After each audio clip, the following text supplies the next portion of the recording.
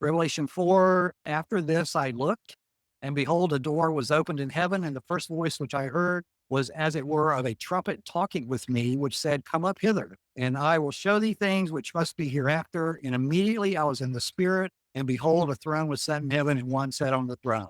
John was raptured on a spiritual basis like Paul was. And I'm sure he regretted that he couldn't stay there, but he came back because he had a mission. He had to write this book of Revelation. But again, he uses the word there immediately. He went from a man on earth to a spirit in heaven, and then it just happened just that quick.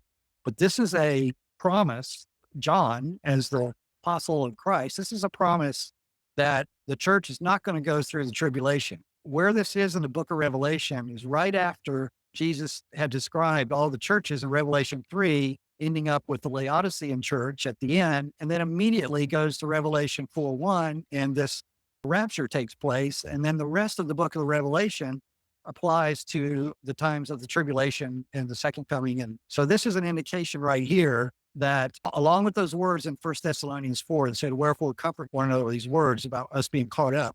This is an indication that the church will not go through the tribulation. And God only knows how many supposedly Christian denominations have all kinds of theories about the rapture and the second coming and the millennium and all these different things. And all you have to do is look at the simple words of God's book and put these things in order.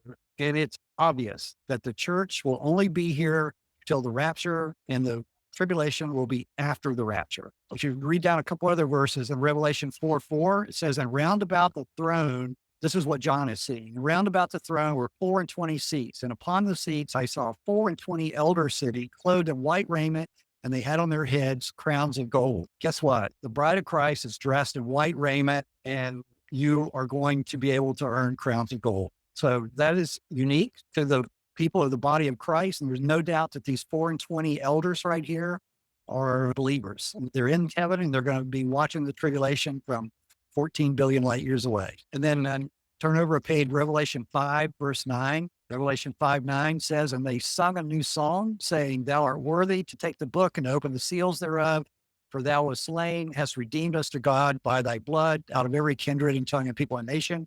That is a promise made to the body of Christ. It's not made to anybody else. So these people that are in heaven at this time, before the great tribulation comes, represent the body of Christ, which is where we're going to be after the rapture, before the second coming, where all the tribulation time takes place on earth.